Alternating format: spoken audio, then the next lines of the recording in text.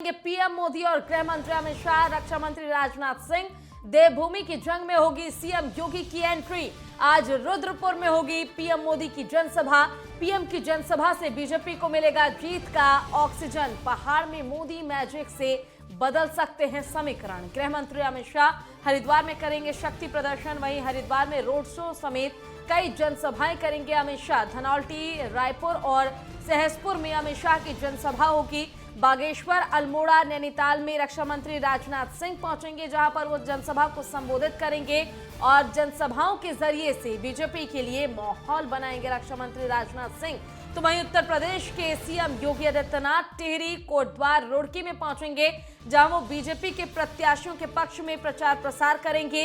BJP प्रत्याशियों के लिए सीएम योगी मांगेंगे वोट। तो उत्तर प्रदेश के मुख्यमंत्री योगी आदित्यनाथ पहली बार उत्तराखंड की चुनावी रण में कूदेंगे और आज उत्तराखंड पहुंचेंगे सीएम योगी आदित्यनाथ, जहां पर सीएम योगी टिहरी, कोटद्वार और रुड़की इन 3 विधानसभा क्षेत्रों में प्रचार प्रसार करेंगे बीजेपी के उम्मीदवारों के लिए। वहीं गृह मंत्री अमित शाह भी आज उत्तराखंड पहुंचेंगे। देश के प्रधानमंत्री नरेंद्र मोदी ने भी इस बार अपनी पूरी ताकत झोंक दी है उत्तराखंड चुनाव को लेकर और लगातार जो चुनावी समीकरण है वो बदलते नजर आ रहे हैं। कहीं ना कहीं बीजेपी की ओर से यही कोशिश की जा रही है कि डबल इंजन की सरकार आगे भी कायम रहे और इसी को लेकर विपक्षी दलों की कमियों से लेकर गलतियां तक सभी गिनवाने में बीजेपी कोई कोर कसर नहीं छोड़ रही है।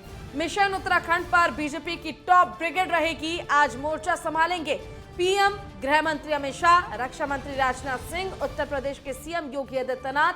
देवभूमि की जंग में होगी सीएम योगी आदित्यनाथ की एंट्री। आज रुद्रपुर में होगी पीएम मोदी की जनसभा। तो जहां एक तरफ बीजेपी के लिए उत्तराखंड में सीएम पुष्कर सिंह धामी की इज्जत दांव पर लगी है, तो वहीं उत्तर प्रदेश में सीएम योगी आदित्यनाथ की इज्जत दांव पर लगी हुई है। दोनों ही जगह सीएम उम्मीदवार बीजेपी के हैं और ऐसे में बीजेपी लगातार कोशिश कर रही है कि अपने द्वारा किए गए विकास कार्यों की जरिए से और साथ ही जो परियोजनाएं चलाई गई, जिन महत्वाकांक्षी योजनाओं का लाभ जनता को मिल रहा है, उन योजनाओं को गिनाते हुए जनता से एक बार फिर से उनका प्रेम, उनका स्नेह और उनका समर्थन बीजेपी चाह रही है। और इसको लेकर आज जनसभाएं भी अलग अलग जगहों पर रखी गई हैं, जिसको आज पीएम मोदी भी संबोधित करेंगे, गृह मंत्री अमित शाह भी संबोधित करेंगे, रक्षा मंत्री राजनाथ सिंह भी संबोधित करेंगे।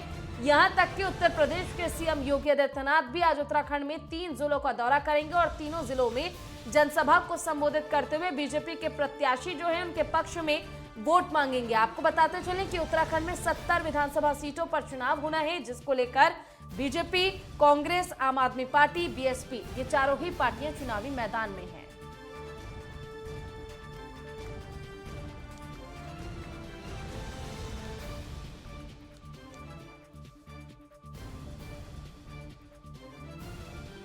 चलिए ज्यादा जानकारी के साथ हमारे संवाददाता ज्ञानेंद्र तिवारी इसी खबर पर लाइव जुड़ चुके हैं। ज्ञानेंद्र, मिशन उत्तराखंड पर बीजेपी की टॉप ब्रिगेड पहुंचेगी पीएम मोदी से लेकर गृह मंत्री अमित शाह तक और गृह मंत्री अमित शाह से लेकर सीएम योगी आदित्यनाथ भी पहली बार उत्तराखंड के चुनावी रण में कूद चुके हैं। क्या कुछ आज पूरी तैयारी की गई है और साथ ही क्या कुछ कार्यक्रम इन दिग्गजों के तय किए गए हैं?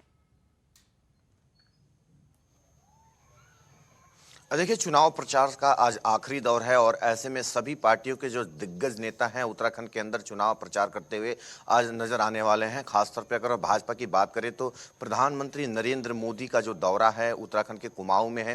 कुमाऊं के रुद्रपुर में वो जनसभा को संबोधित करेंगे।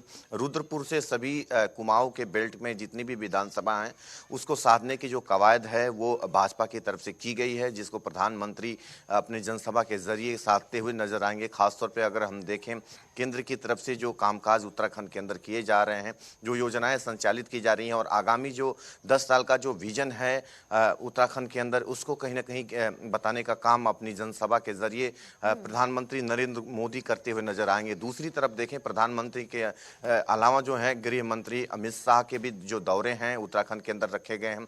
उत्तराखंड के गढ़वाल बेल्ट में अगर हम देखें सहसपुर विधानसभा जो देहरादून जिले में आता है, वहाँ उनकी एक जनसभा रखी गई है खासतौर पे, और ऐसे में वो भाजपा के प्रत्याशी के पक्ष में प्रचार करते हुए नजर आएंगे सहसपुर विधानसभा में। इसके अलावा धनौल्टी विधानसभा में भी उनका जो जनसभा है वो रखा गया है, और कहीं ना कहीं काफ़ी महत्वपूर्ण माना जा रहा है। इन दौरों को लेकर आखिरी चरण है और आखिरी दिन ये दिग्गज नेता उत्तराखंड के अंदर चुनाव प्रचार करते नजर आएंगे।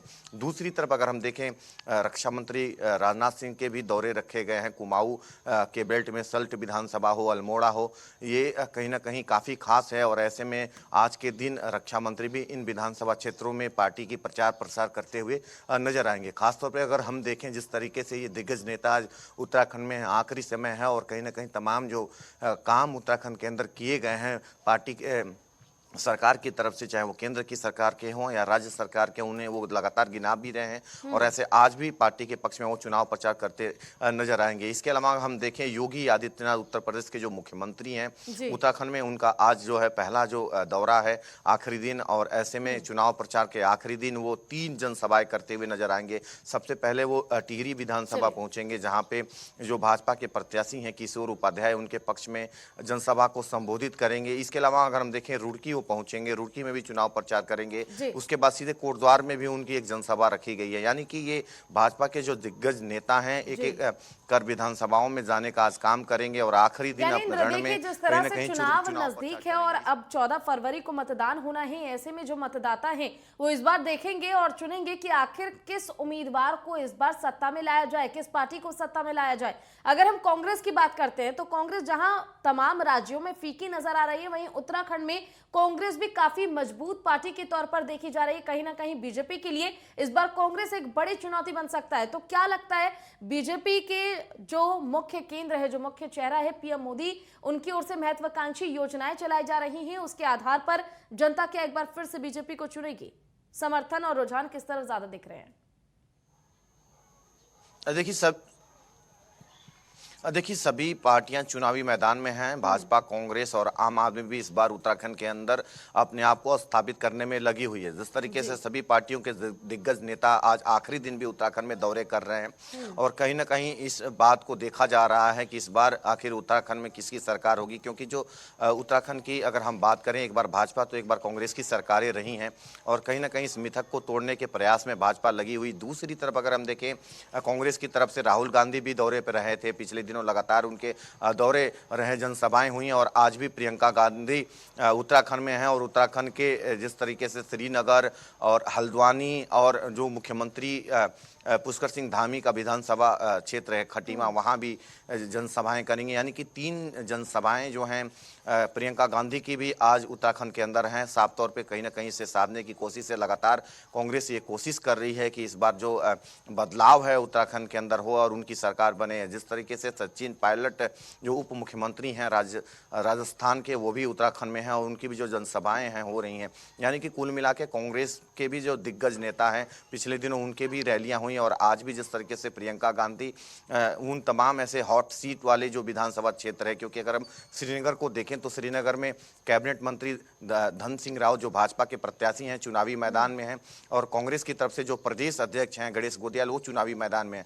ऐसे में कांटे की जो टक्कर है श्रीनगर विधानसभा सीट पे है, जो पौड़ी जिले में आता है, और यहाँ पे कहीं ना कहीं दोनों पार्टियां चाहती हैं इस सीट को हथियाना। लेकिन मौजूदा समय अगर हम देखें तो वहाँ अभी भी स्थिति ऐसी है कि किसके पाले में सीट जाएगा ये कहना मुश्किल होगा। यही वजह है कि देखा गया पिछले दिनों प्रधानमंत्री वहां पहुंचे थे, जनसभाएं संबोधित की उन्होंने, और अब जिस तरीके से वहां प्रियंका गांधी आ रही हैं, कहीं ना कहीं जिस तरीके से प्रियंका गांधी का ये रैली है और इसे बुनाने की जो कोशिश है कांग्रेस के मतदान के बाद ही पता चलेगा, और साथ ही जब 10 मार्च को परिणाम घोषित किए जाएंगे तब पता चलेगा कि क्या एक बार फिर से बीजेपी को जन समर्थन मिला है या फिर परिवर्तन इस बार जनता की मूड बना हुआ है। आपका बहुत बहुत शुक्रिया तमाम जानकारी के लिए।